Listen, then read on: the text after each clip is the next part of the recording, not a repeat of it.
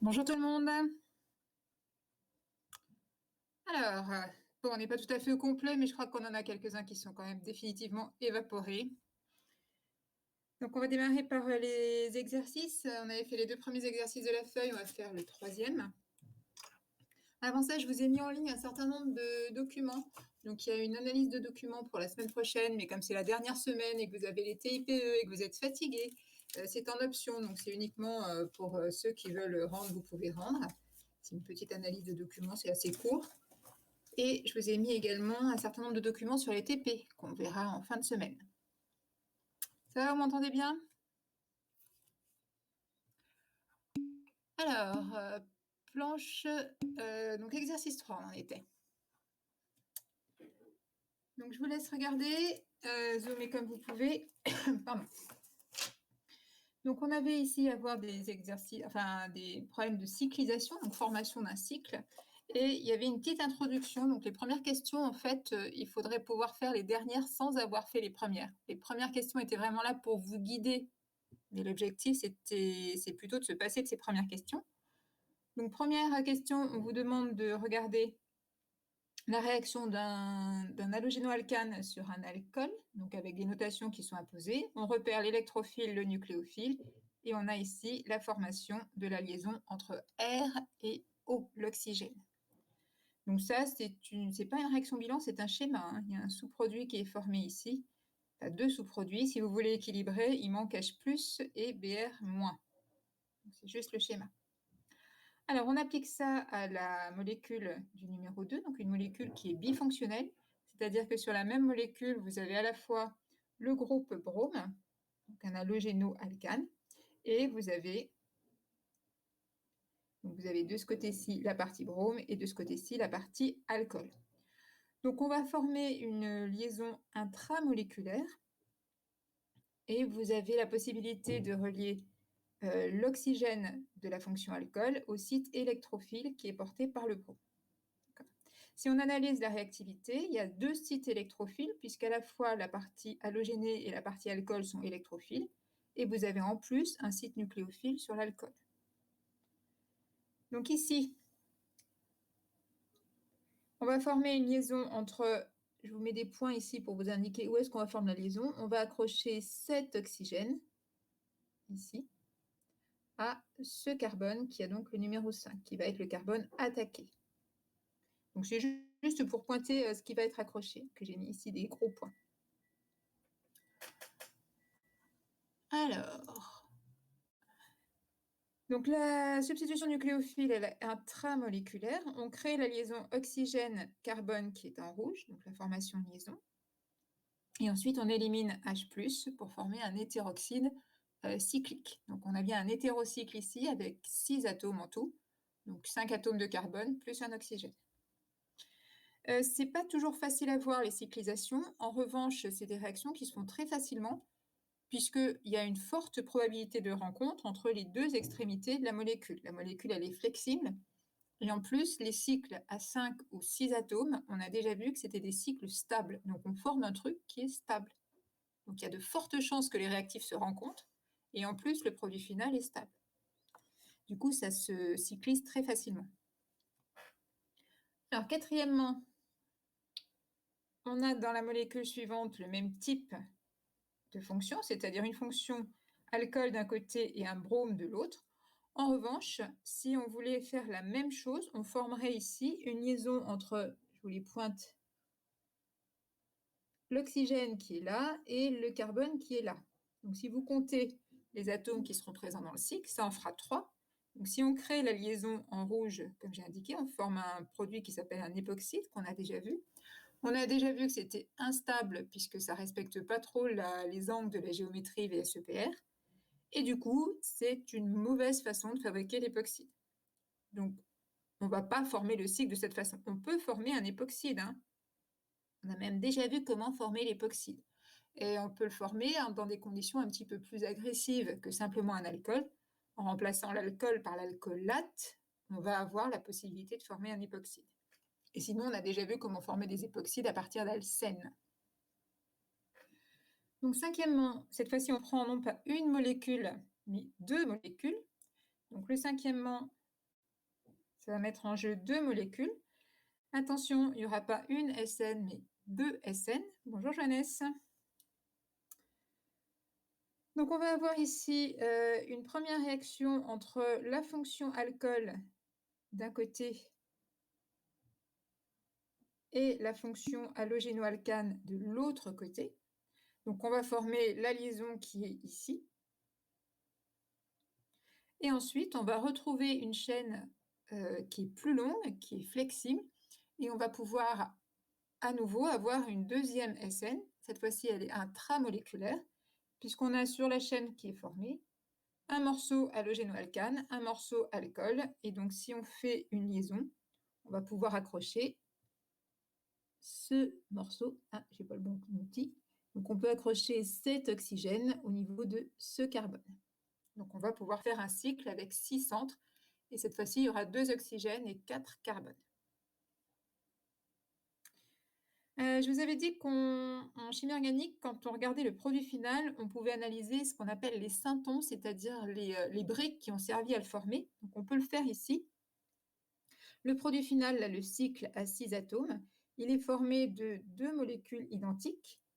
Chaque molécule a amené 2 carbones et un oxygène. Donc en fait, on va avoir un premier morceau qui est celui-ci et un deuxième morceau qui est celui-ci. Donc là, je suis en train d'encadrer ce qu'on peut appeler les syntons, c'est-à-dire qu'on va retrouver dans ces deux cadres les deux substrats de départ, les 2 molécules du substrat de départ.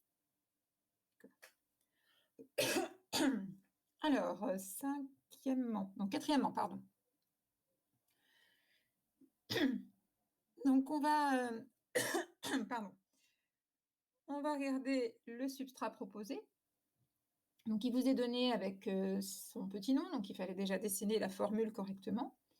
Et ensuite, on va regarder comment il va réagir sur l'acide sulfurique. Donc, les explications à chaque fois, c'est les mécanismes qui les donnent. En plus, là, le titre était quand même un petit peu explicite. Dans le titre de l'exercice, on vous disait bien qu'il y avait une stabilisation d'intermédiaire par mésomérie. Donc, on va déjà regarder le mécanisme. C'est un alcool, donc la première étape, c'est l'étape d'activation, normale. Deuxième étape, on va éjecter une molécule d'eau pour former un carbocation.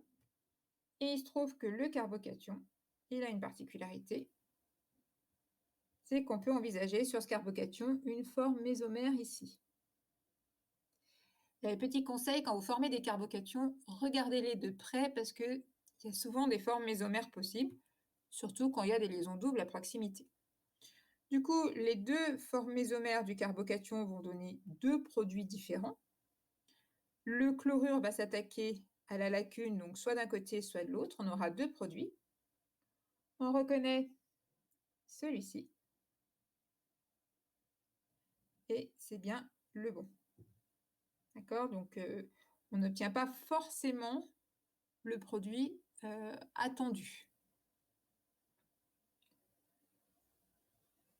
Pas de souci pour cet exercice 4? Est-ce que vous voulez qu'on regarde le 5 tant qu'on y est?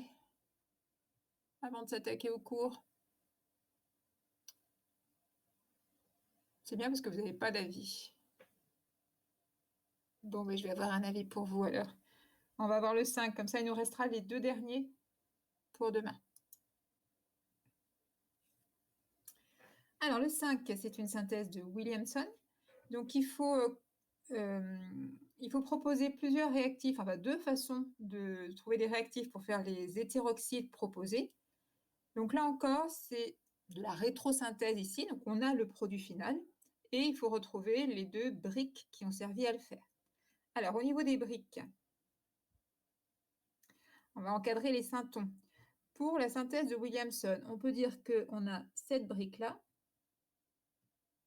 et cette brique-là. D'accord? On crée la liaison qui est entre 2 carrés. C'est juste une analyse de la situation, là. C'est pas quelque chose que vous devez rédiger, c'est pour que vous compreniez d'où viennent les molécules de départ. Du coup, on va pouvoir utiliser un alcoolate qui est ici et l'halogénoalcane qui est de préférence celui qui est iodé parce que c'est le plus réactif. Donc voilà la deuxième brique. Donc, par synthèse de Williamson, on va bien former 7 hétéroxydes. Ça va ça? Deuxième façon de faire, donc là du coup j'efface. Donc deuxième façon de faire, on peut inclure l'atome d'oxygène de l'autre côté. Donc je vais dessiner les deux autres briques possibles. Il y aurait une brique qui serait uniquement ce morceau-là et l'autre brique. Alors on ne dit pas brique, on dit synton. Du coup, on aurait première brique, ce serait uniquement CH3 et la deuxième brique, vous reconnaissez ce qui manque ici. Okay. Donc on va créer la liaison soit d'un côté, soit de l'autre de l'oxygène. Pareil pour l'hétéroxyde d'à côté, donc je n'y reviens pas parce que c'est exactement la même chose. Je vous ai mis les mouvements électroniques pour la synthèse puisqu'il s'agit d'une SN2, la synthèse de Williamson. Donc pareil pour l'autre, on n'y revient pas. Est-ce qu'on peut envisager de créer ces deux hétéroxydes par déshydratation entre deux alcools? On a vu que si on mettait deux alcools différents à réagir, on pouvait former l'hétéroxyde mixte, mais on pouvait aussi avoir des réactions entre deux alcools identiques, ce qui fait qu'au total, à partir de deux alcools différents, on obtient non pas un hétéroxyde, mais 3 hétéroxydes, 2 symétriques et 1 dissymétrique. Donc, mauvaise méthode. Question là-dessus?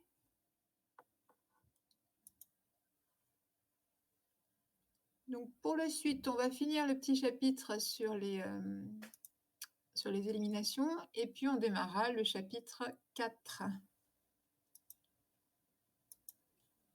Donc, il nous restait à voir la fin du chapitre sur les éliminations.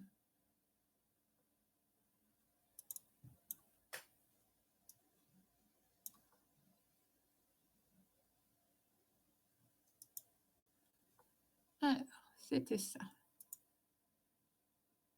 Donc, on avait vu la conclusion hier, et donc on en est à quelques exemples. Alors, c'est pour illustrer cette partie, à la fois le chapitre sur les SN et sur les éliminations, puisqu'en fait, c'est très souvent à partir des mêmes réactifs qu'on peut avoir soit une SN, soit une élimination. Donc, c'est un petit récapitulatif. Donc, si on explique rapidement les choses, donc dans le premier cadre, vous avez deux fonctions halogénoalcanes qui sont donc ici et ici. On peut remarquer qu'il y en a une qui est sur un carbone primaire et l'autre qui est sur un carbone tertiaire. Donc, si on fait réagir un alcoolate par SN2, on va avoir une réaction privilégiée sur le carbone primaire. Donc ici, on va attaquer le brome primaire, ce qui fait que l'alcoolate va se fixer à l'extrémité à droite. En revanche, si on fait une SN1, donc avec un alcool et qu'on favorise la SN1 va plutôt avoir lieu sur le carbone tertiaire. Du coup, on aura la fixation sur le carbone tertiaire.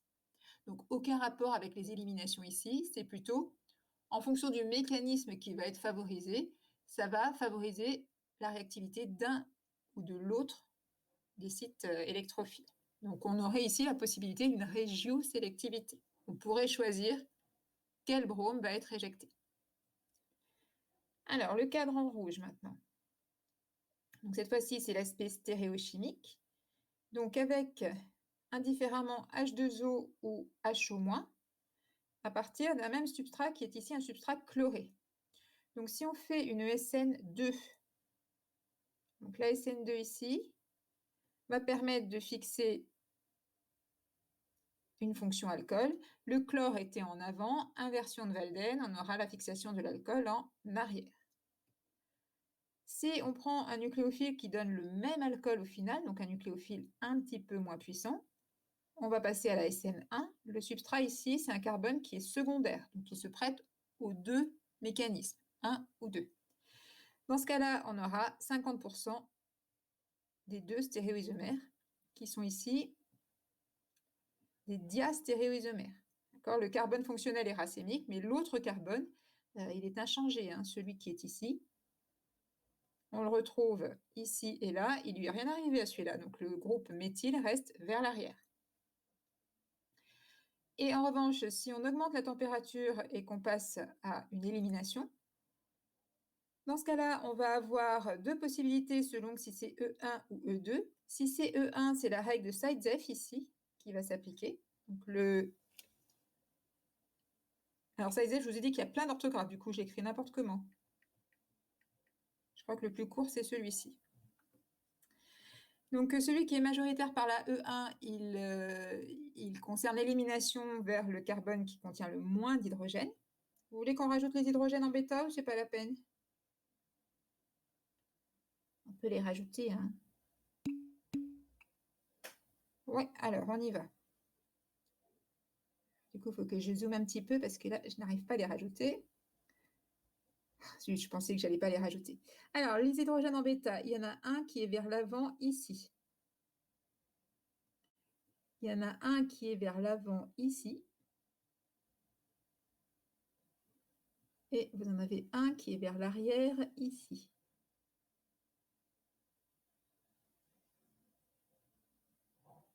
D'accord? Donc, 3 hydrogènes en bêta que j'ai mis en couleur. C'est pour faire joli.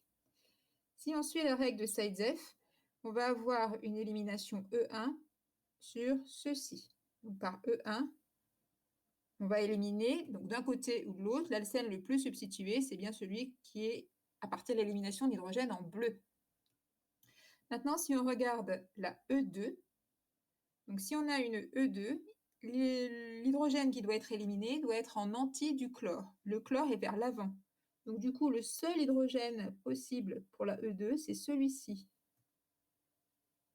Parce que c'est le seul qui peut être positionné en anticoplanaire du chlore. Il est déjà à l'opposé du chlore. Du coup, pour la E2, on ne peut pas respecter la règle de Zaitsev. C'était un des exemples précédents que je vous avais donné. Alors, exemple suivant avec l'espèce CN-. Donc CN-, c'est un bon nucléophile et la partie nucléophile, il y a deux doublés, hein, un sur le carbone, un sur l'azote. Le doublet nucléophile, c'est celui-ci, donc ça s'accroche par le carbone. C'est intéressant, l'ion CN- parce qu'il permet un allongement de la chaîne carbonée. Donc par SN2, comme on a le chlore qui est vers l'avant au départ, on aura la fixation de CN vers l'arrière. Du coup, on aura une configuration unique. Attention ici, vous n'avez pas forcément, en cas d'inversion de Walden, passage d'un carbone R à un carbone S. Il faut bien analyser la séquence au début et à la fin. Donc au départ, on a un carbone R, puisque le chlore est prioritaire. Et à la fin, on a un carbone R aussi.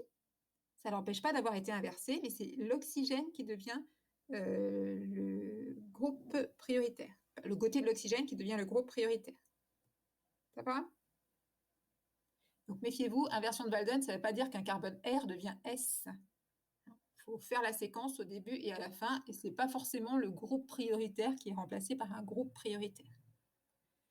Alors, toujours sur le même substrat avec une élimination, on aura cette fois-ci plusieurs possibilités. Donc, on va rajouter les hydrogènes en bêta. Alors, les hydrogènes. Alors, sur le... Vous voulez, on peut faire la séquence Alix si vous voulez. Alors, allons-y. Sur le substrat, si on écrit la séquence, le prioritaire, c'est le chlore.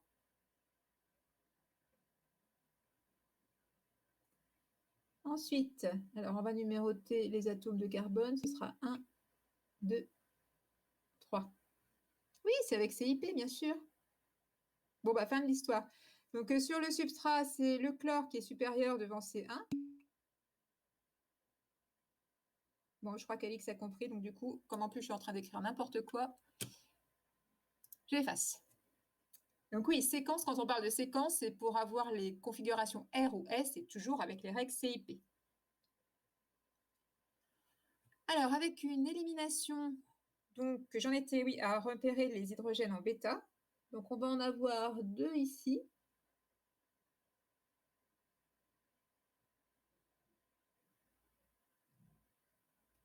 Et on en aura 2 de l'autre côté, ici.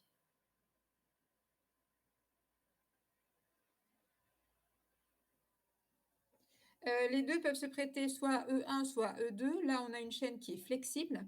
Donc, on peut amener n'importe lequel de ces hydrogènes en anticoplanaire du chlore. Donc, E1, E2, ça va être pareil. On pourra avoir les 2 possibilités, contrairement à l'exemple de l'alcène cyclique. On va avoir des éliminations possibles, donc soit du côté gauche, soit du côté droit.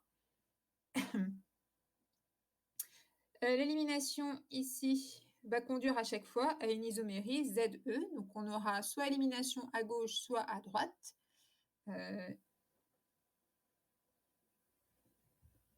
Ces deux-là, c'est avec élimination des hydrogènes en violet. Et ces deux-là, c'est avec... Pardon, je me suis trompée, c'est pas le bon. Si, c'est ça. Donc, non, c'est pas le bon. Je me suis trompée.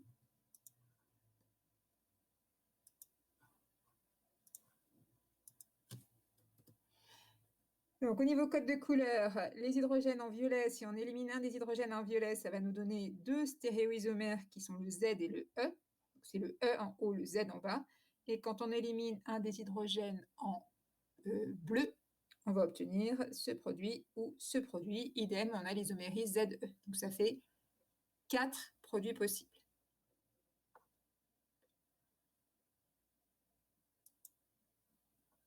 Alors, petit complément maintenant sur ces histoires de nucléophiles et de bases. On en a déjà parlé, mais là, c'est un complément un peu plus général, on va dire. Donc, attention à ne pas confondre les deux. Même si en pratique, c'est souvent les mêmes molécules qui ont les 2 casquettes, ce n'est pas les mêmes définitions.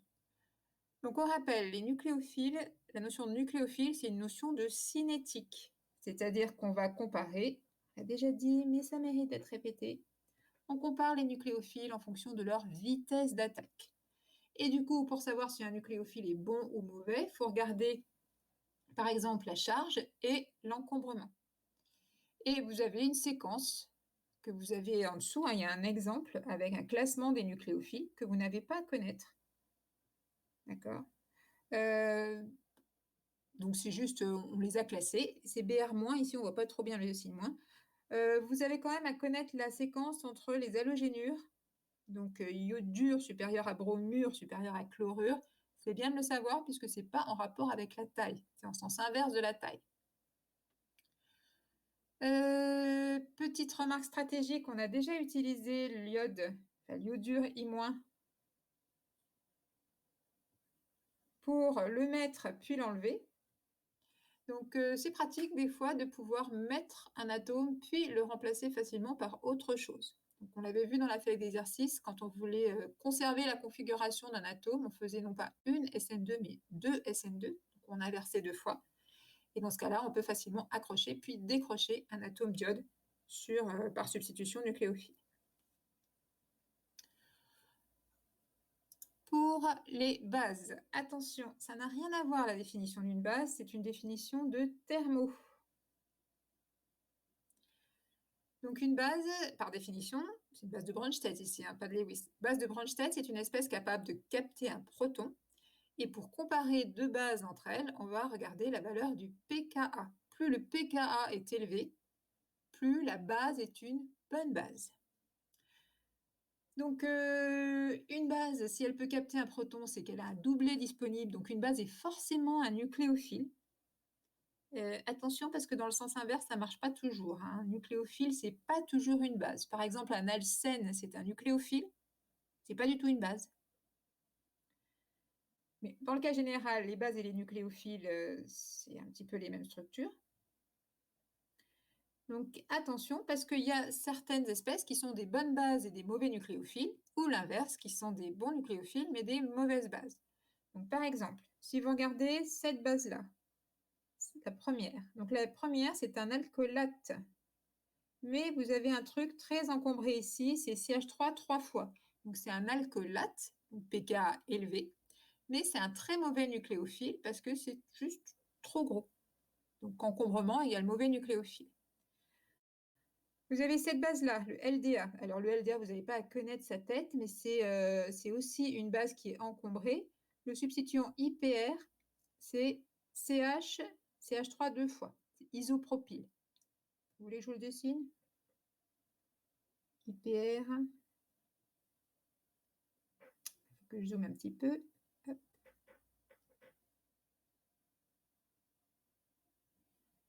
Alors, IPR, c'est un substituant avec CH3.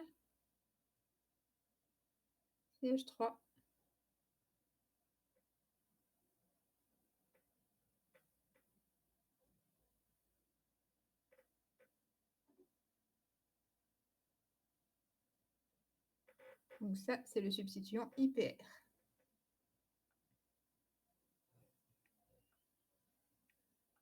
C'est sa notation conventionnelle, je vous l'avais donnée il y a longtemps.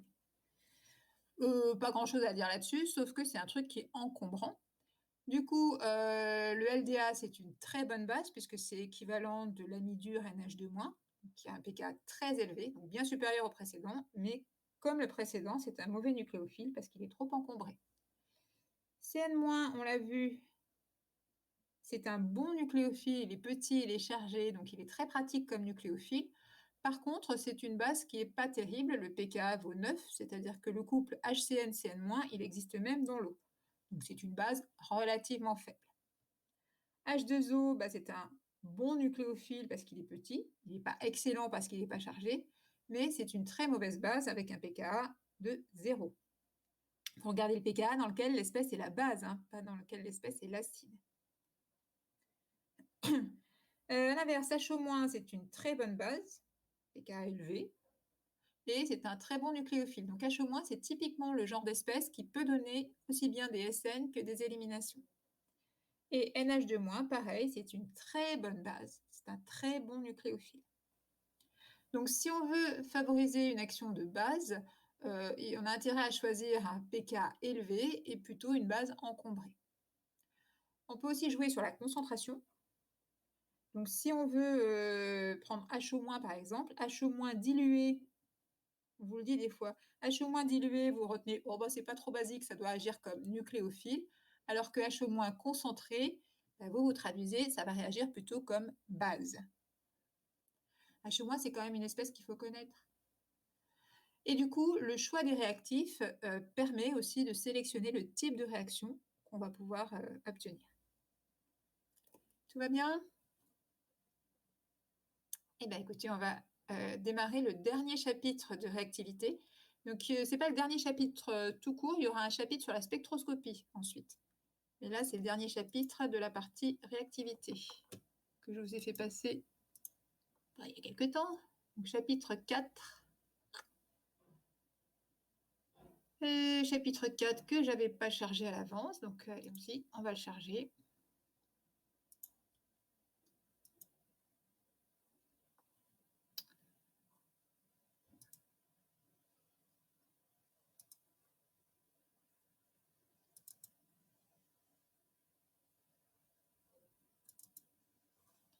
Voilà, il arrive, il arrive.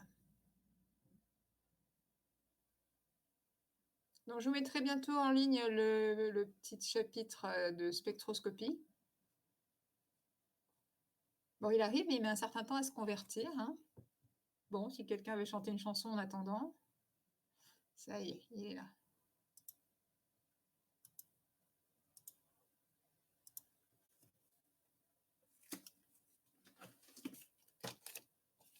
Donc, c'est un chapitre où le substrat va être une fonction carbonyle, donc ça va contenir une fonction qui sera soit l'acétone, soit l'aldéhyde. Voilà, et je vous ai mis comme illustration une molécule toute mignonne qui s'appelle la penguinone en vocabulaire courant, avec le nom officiel bon. Donc on peut voir le lien entre l'animal et... Alors il y a des tas de molécules qui ont des noms bizarroïdes, hein. Il y en a qui ressemblent à des vaches, à des crocodiles, enfin bon, il y en a qui s'amusent à faire des molécules. Je pense que ça ne sert à rien d'un point de vue moléculaire, mais c'est juste pour construire des molécules qui peuvent faire penser à différents objets. Et les petits bonhommes... Donc, on commence par les grandes généralités sur le substrat, donc décrire un petit peu quel type de substrat c'est, la solubilité, la réactivité, et après on passera aux réactions proprement dites d'addition nucléophile, qui sont donc le cœur du chapitre.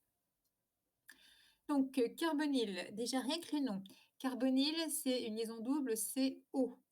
Attention, parce que cette liaison double CO, elle représente deux fonctions. Soit elle est en bout de chaîne, et dans ce cas-là, c'est une fonction aldéhyde, soit elle est en milieu de chaîne, dans ce cas-là, c'est une fonction cétone. Dans les deux cas, c'est, de point de vue générique, une fonction carbonyle. Attention, parce que si il y a d'autres hétéroatomes liés au carbone, c'est pas carbonyle. Par exemple, si vous avez COOH, c'est un acide. COOR, c'est un ester. Donc ça, c'est pas la fonction carbonyle. Donc on limite, hein, il y a une liaison double CO et il n'y a pas d'autres hétéroatomes à proximité. D'un point de vue nomenclature, on va utiliser les suffixes al ou on pour les deux fonctions. Pour un aldéhyde, comme il est forcément en bout de chaîne, si on utilise le suffixe al, ça veut dire que l'aldéhyde est sur le carbone numéro 1. Du coup, ce n'est pas la peine de dire que c'est le carbone numéro 1, ça va sans dire. Quand la fonction carbonyle n'est pas prioritaire, elle est désignée par le préfixe oxo. C'est des petites révisions de nomenclature qu'on avait déjà vues, ça. Comment reconnaître une fonction prioritaire? Ça va avec le degré d'oxydation. Donc, un acide est supérieur à un carbonyle qui est supérieur à un alcool. Et je ne sais pas pourquoi il y a un alaline sur l'alcool. Et par convention, on a attribué priorité à l'aldéhyde par rapport à l'acétone. C'est comme ça. Du coup, vous avez quelques petits exemples de molécules qui possèdent une fonction carbonyle. Donc, dans le premier cadre, c'est des molécules avec le carbonyle qui est prioritaire, donc l'éthanal, et puis ensuite différentes cétones. Donc, on ne met des numéros que quand il y a besoin sur la butanone, il n'y a pas besoin de mettre que c'est le carbone numéro 2 qui porte la fonction cétone. Parce qu'on ne voit pas comment avoir de la butanone sans le mettre sur le numéro 2. Le cas du dessous, c'est un cas particulier où il y a une fonction qui n'est pas prioritaire. Donc, dans ce cas-là, on donne priorité à l'aldéhyde. Donc, l'aldéhyde va donner le numéro 1. Et du coup, la fonction cétone ici est sur le carbone numéro 4. Bon, toujours pareil, l'objectif n'est pas de savoir nommer des molécules, mais si on vous donne le nom, être capable de dessiner la molécule.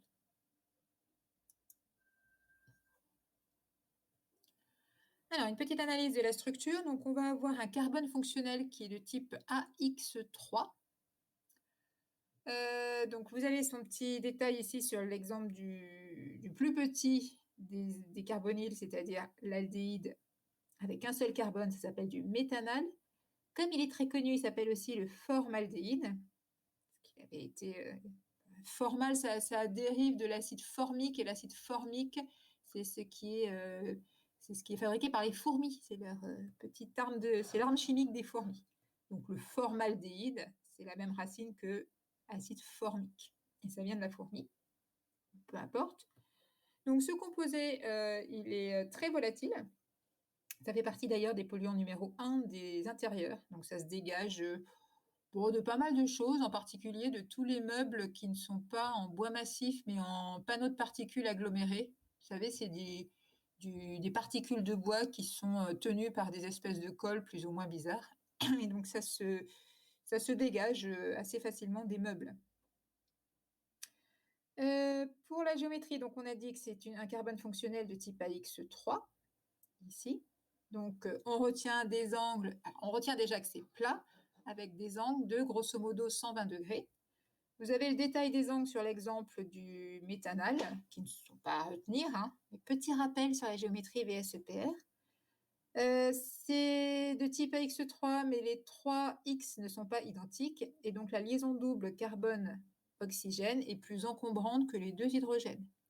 Du coup, on va avoir un angle entre HCO légèrement supérieur à 120 degrés et du côté HCH légèrement inférieur à 120 degrés. Okay. Si vous retenez 120 degrés, c'est parfait. Et vous devez être par contre capable de dire si c'est plus ou moins. Les valeurs, c'est pas grave.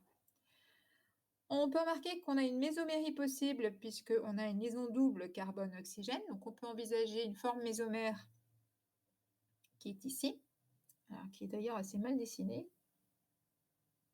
Donc la flèche, elle arrive sur l'oxygène ici. Donc, on va envisager une forme mésomère qui est chargée. Alors, forme limite, forme mésomère, c'est un petit peu synonyme, hein, mais des fois, vous voyez le terme forme limite. Donc, dans la forme mésomère qui est à gauche, on a l'octet qui est respecté, donc c'est comme ça qu'on écrit la molécule d'habitude. Dans celle de droite, on a l'octet qui n'est pas respecté sur le carbone, il y a une lacune sur le carbone, et vous avez également des charges. Du coup, la deuxième forme mésomère, elle est beaucoup moins probable que la première. Ceci dit, quand vous avez besoin de l'utiliser, n'hésitez pas, hein, ça peut servir. En particulier, on va aller attaquer l'atome de carbone dans l'affaire, dans la suite du cours. Donc, c'est l'atome de carbone qui va récupérer quelque chose, qui va se faire attaquer par un nucléophile. Et donc, la liaison, dans tous les cas, est polarisée. L'oxygène est chargé avec une charge partielle moins delta. Donc, je vous ai donné une valeur du moment dipolaire pour l'éthanol. La valeur, bon, peu importe, retenez que c'est beaucoup.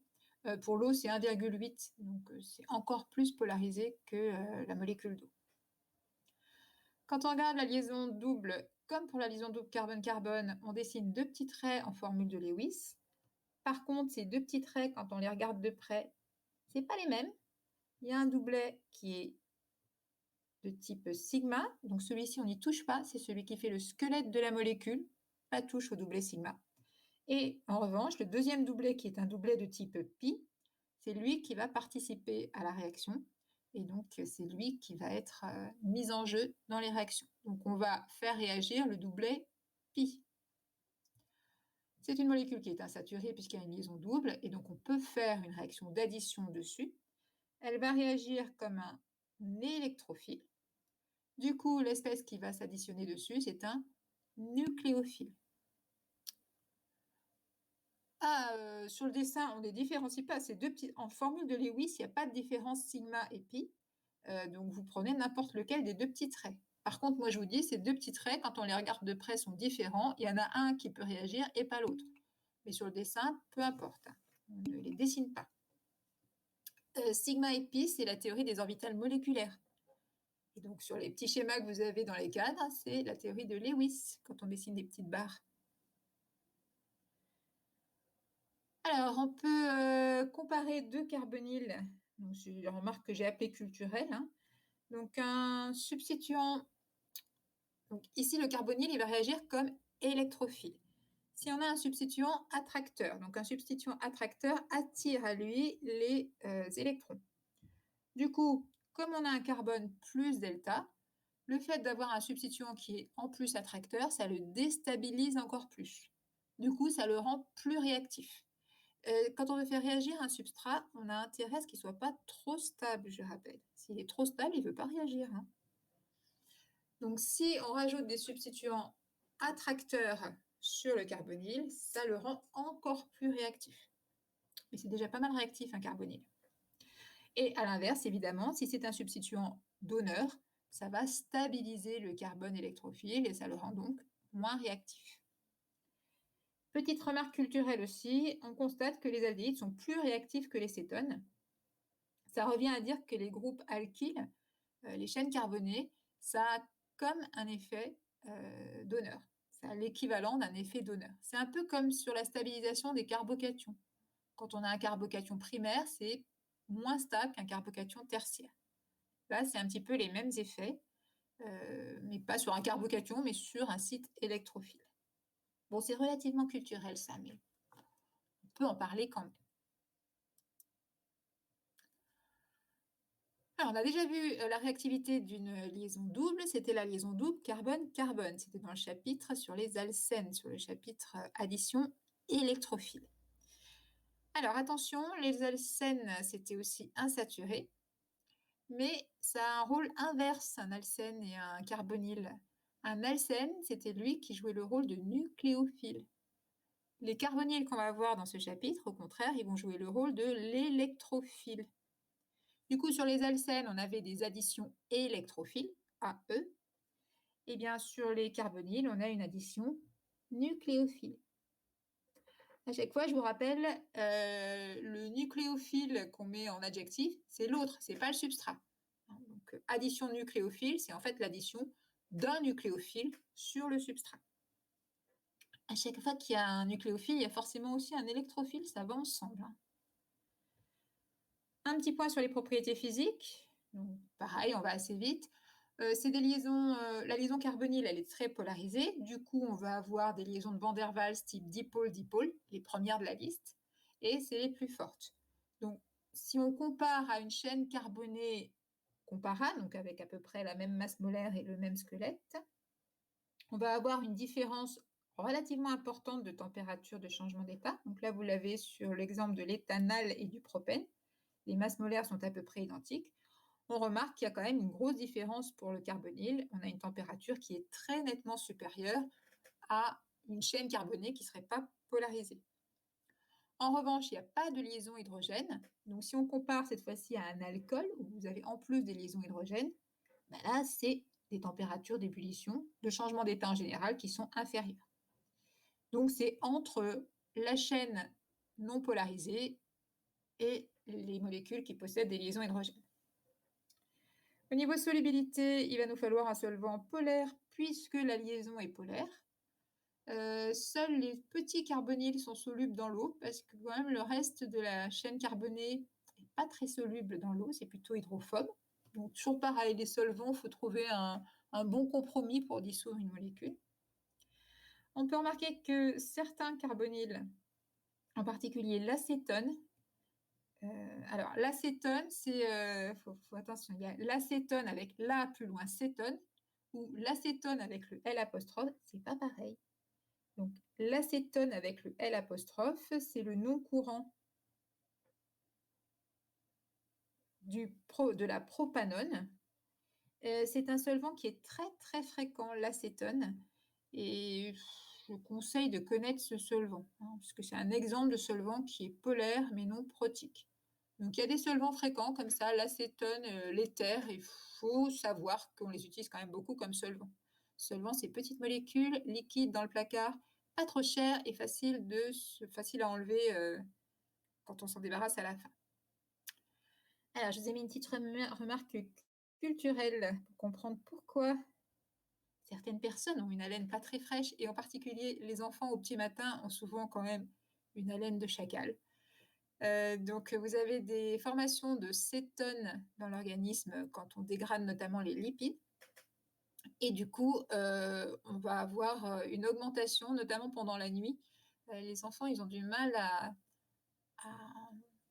ils ont du mal à tenir un jeûne prolongé, donc c'est plus sensible chez les enfants que chez les adultes normalement. Mais en cas de petite hypoglycémie, on va avoir une plus forte dégradation de lipides dans l'organisme, puisqu'il faut puiser dans les réserves. Et du coup, on peut avoir une petite augmentation d'acétone dans le sang, les urines et dans la laine. Donc, on a Bon, la laine de chacal au réveil des enfants est due à ça, et normalement, ça passe à l'âge adulte.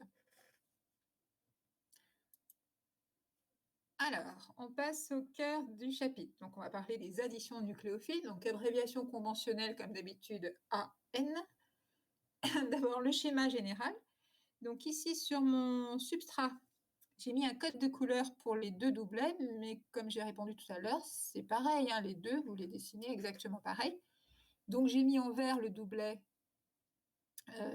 qui va réagir, le doublet pi. Et on va avoir une molécule, le substrat, qui est un électrophile. Donc électrophile, c'est parce qu'on a un plus delta ici. On a aussi un moins delta, forcément, ça va ensemble. On a un moins delta sur l'oxygène, mais on s'en fiche. Du coup, le réactif qu'on va rajouter, il doit avoir des propriétés nucléophiles. Et donc là, de façon purement arbitraire, j'ai mis le doublet réactif en rouge sur l'atome que j'ai appelé A. On verra évidemment des exemples après.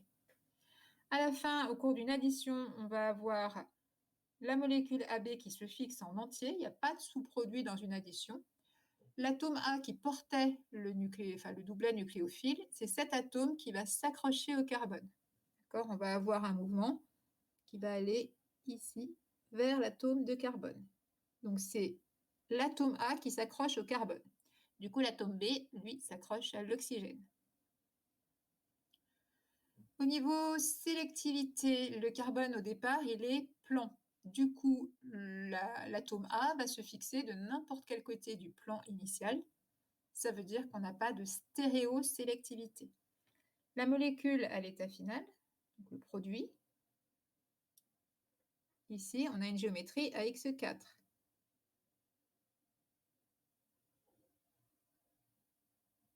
Donc, il peut arriver d'avoir un carbone asymétrique à l'arrivée, si les 4 substituants sont différents, puisque au départ, l'atome A peut se fixer de n'importe quel côté du plan du carbonyle. A priori, si c'est un carbone asymétrique à l'arrivée, il va être à 50% R et à 50% S. La réaction, généralement, est équilibrée, c'est-à-dire que, ouais, vous savez que dans tous les cas, on peut faire l'inverse d'une réaction. Hein. C'est le grand jeu des chimistes, et je vais dans un sens, je vais dans l'autre sens. Ça s'en va et ça revient. Donc, dans certains cas qu'on verra, on envisage facilement la réaction dans l'autre sens. Et les carbonyles, c'est réactif, mais pas tant que ça. Et donc, on va voir que dans toutes les réactions, je suis en train de réfléchir à ce que c'est toutes. Oui, à peu près toutes, on va avoir besoin d'un catalyseur. Donc, il faut catalyser pour augmenter la vitesse. Le catalyseur qu'on utilise en général, c'est acide plus qu'acido-basique. Enfin, dans les exemples qu'on verra dans cette année, on verra des cas de catalyse acide. Okay. Alors, on va voir le schéma type de la réaction d'un nucléophile sur un carbonyle. Donc, on va voir schématiquement ce qui se passe. Donc, je vous mets d'abord le schéma type et après, on verra le détail. Donc, on va avoir ici R, R'. Donc, ça, c'est mon carbonyle avec deux substituants R et R'. On va faire réagir dessus un nucléophile qui sera en général H NU avec un doublet ici.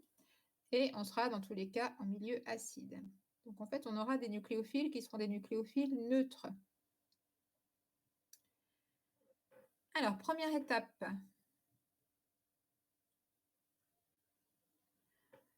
Je vous avais dit pour les alcools, quand on active, on va toujours activer ça en premier. Alors, petit truc à connaître, on va casser la liaison carbonyle. Donc, on va casser la liaison CO. Du coup, il faut la casser le plus tôt possible. Donc, je démarre. J'ai oublié de prendre ce qu'il faut.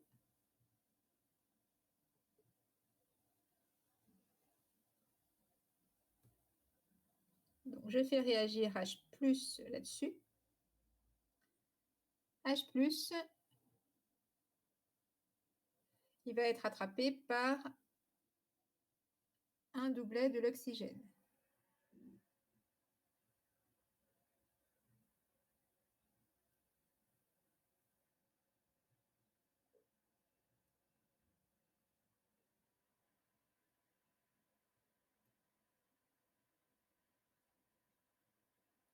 Donc, on forme cette espèce-là.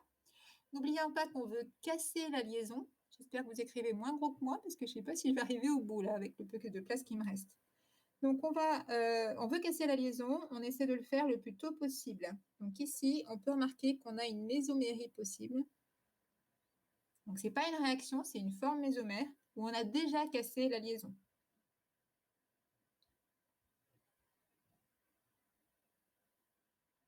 Donc, je rappelle que ceci est le signe conventionnel entre deux formes mésomères. Et donc, la deuxième forme mésomère va être plus utile dans le sens où il y aura déjà une partie du boulot qui est fait.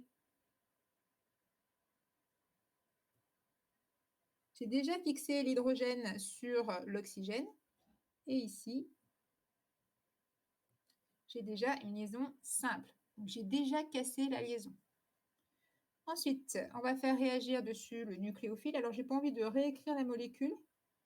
Donc, je vais juste faire arriver le nucléophile au-dessus de la flèche.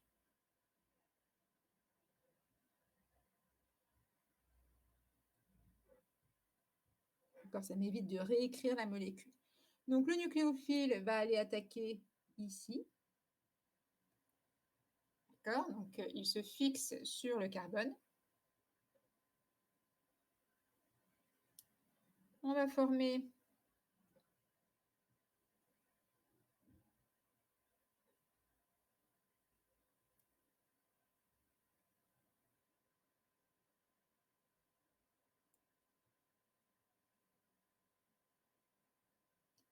donc on va former une liaison entre le carbone et le nucléophile. Le nucléophile est toujours accroché à son hydrogène. Et du coup, qu'est-ce qui lui manque au nucléophile dans mon petit schéma?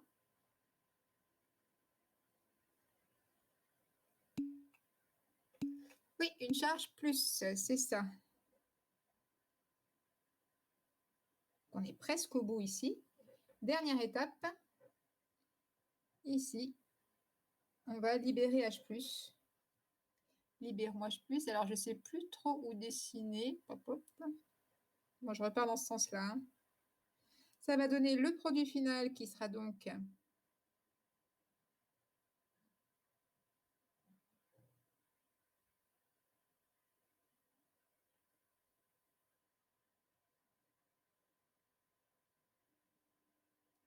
bon, il est un petit peu télescopé avec le reste. Hein. Je vous avais prévenu d'écrire plus petit que moi. Hein. Plus H+.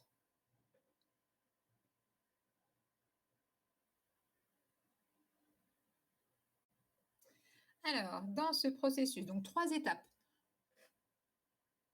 Si on analyse ces 3 étapes, donc ici c'est 3, 2 et 1.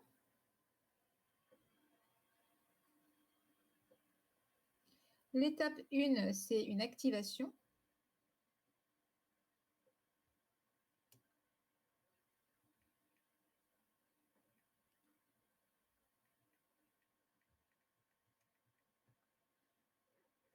On est plusieurs à l'écrire. Donc, l'étape 1, c'est l'activation. Oui, alors c'est vrai que j'écris en vert clair, c'est peut-être pas le bon plan. Bon, on va changer. L'étape 2, c'est une addition proprement dit. Donc, ici, on va avoir une étape 2 qui est une étape d'addition.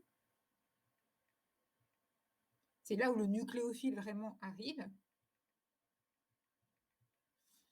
Et l'étape 3, merci de l'écrire à ma place. Du coup, je vais peut-être vous laisser faire. Donc, l'étape 3, c'est quoi l'étape 3?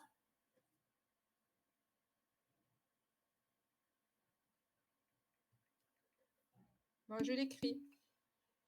Non, c'est pas une. Alors, c'est pas une hydrolyse parce que où est-ce que vous avez vu de l'eau là-dedans? Donc, ça pourrait être une hydrolyse. Ce sera une hydrolyse dans certains cas. Ça dépend un petit peu la tête du nucléophile. Mais c'est une étape acide-base. Ah ben là encore, ça fait doublon. Donc, c'est une étape acido-basique qui éjecter H+, c'est une étape acido-basique. Alors ici, on met en évidence que, vous voyez, H+, on l'a régénéré ici.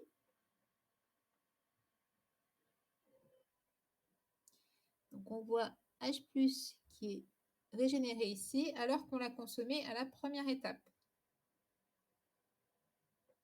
Et du coup, ce qu'on met en évidence ici, c'est que H+ a bien le rôle d'un catalyseur.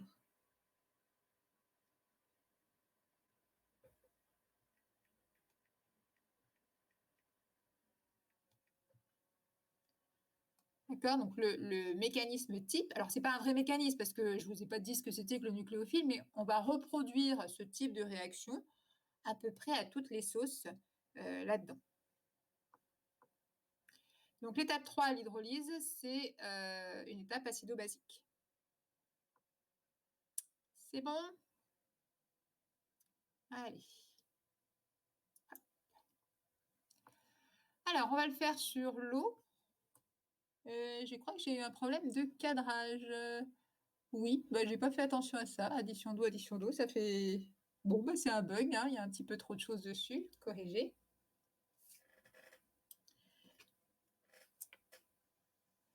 Alors, vous avez au-dessus la réaction bilan, donc l'addition d'eau, ça s'appelle aussi une hydratation. Vous pouvez le rajouter. J'ai mis quelque part ou pas? Non, on va le rajouter ici.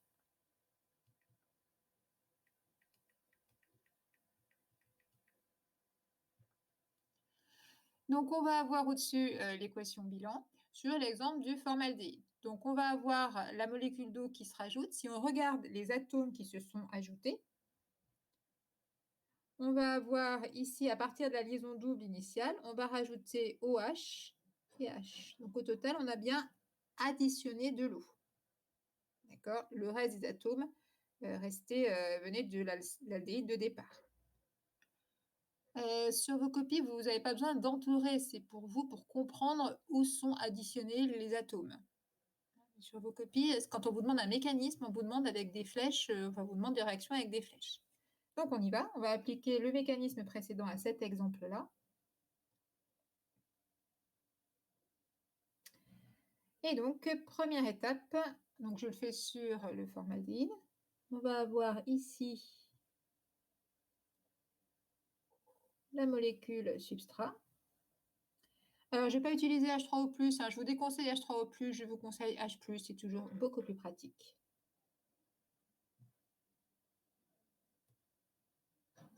Donc, première étape, l'activation. On va avoir ici fixation de H sur l'oxygène. Ça va nous conduire... je me suis trompée de couleur, excusez-moi. Je l'enlève, celui-ci.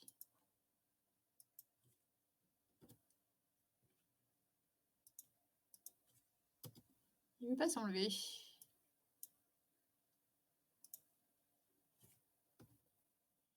Bon, il ne veut pas s'enlever. Il ne veut pas s'enlever, il ne veut pas partir. Ah, ça y est. Alors, donc, je refais en noir ce qui n'a pas bougé. On va avoir ici un carbone qui est toujours lié à 2 hydrogènes.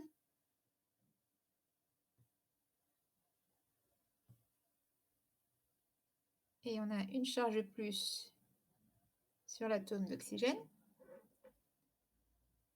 Donc, en fait, le doublet qui s'est accroché, c'est celui-ci. On a ici une forme mésomère possible qui prépare bien les choses puisque ça casse déjà la liaison double. Donc, on dessine la forme mésomère.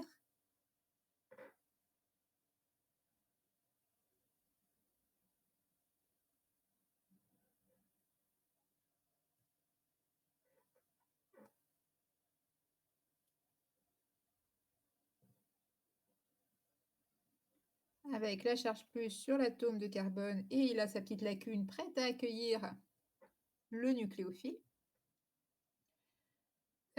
Vous pouvez écrire directement la forme mésomère, c'est-à-dire que vous pouvez vous passer de la première forme mésomère et écrire directement les 2 mouvements.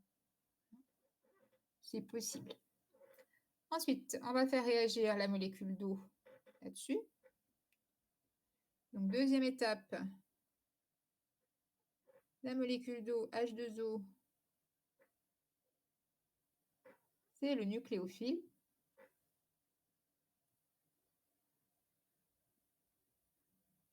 Donc, le nucléophile va venir attaquer le carbone. On fixe la molécule d'eau en entier. Donc, le carbone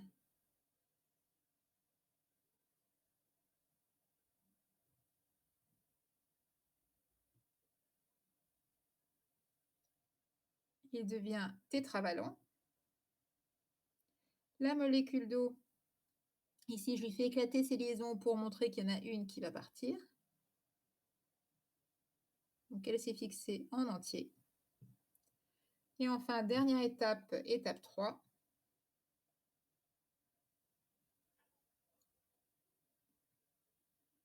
On va éjecter un proton. On va former le produit final. Donc, le produit final... je vais faire prendre un virage à ma flèche parce que... Voilà. Donc, j'ai fait une flèche qui prend un virage. Le produit final, c'est donc... Pourquoi est-ce qu'il y a une charge plus sur l'oxygène? Je vous réponds juste après. Je finis de dessiner ma petite molécule.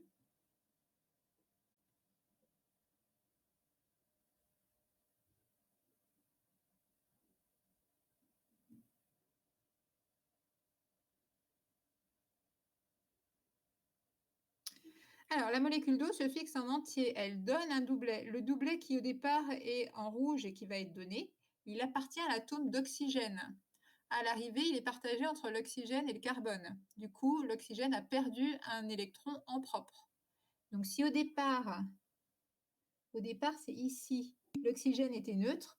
À l'arrivée, l'oxygène est positif. Oui, ce sont des doublés non liants qui attaquent. Donc, c'est un des deux doublés libres de l'oxygène qui attaque. Et de toute façon, s'il y a une charge plus au départ, vous devez retrouver la charge plus à l'arrivée. Donc, les mécanismes, c'est équilibré. Donc, on va avoir ici, donc c'est exactement le mécanisme précédent, mais appliqué au nucléophile H2O. Hein. Normalement, si vous avez compris le cas précédent, c'est tout pareil. Et j'ai oublié de mettre le numéro 3 qui est ici. Alors, cette réaction, elle marche bien avec le méthanal. En revanche, quand la chaîne carbonée est plus longue, comme c'est une chaîne qui est hydrophobe, cette réaction ne fonctionne pas très bien. En pratique, elle n'a pas beaucoup d'intérêt pratique. Donc, elle se fait peu, mais c'est histoire de... Enfin, vous avez le mécanisme qui est à votre programme quand même. Je vous ai pris l'exemple du méthanal parce que vous faites de la bio et vous savez que dans le temps, les échantillons, vous savez, les bouts de trucs bizarres s'étaient conservés dans le formol. Et le formol, c'est une solution de méthanal dans l'eau. Et donc, c'était utilisé très largement comme conservateur. Ça a quand même l'inconvénient d'être très toxique. Il ne fallait pas casser la bouteille de formol, sinon c'était pas très bon à respirer. C'est très toxique et c'est très volatile, donc ça devient un gaz. Du coup, c'est plus compliqué de se protéger. Tout va bien pour l'addition d'eau? Et dites donc, on n'aurait pas un peu dépassé l'heure là? Eh bien écoutez, je crois qu'on va s'arrêter à l'addition d'eau. On verra la suite demain. Voilà, bonne journée.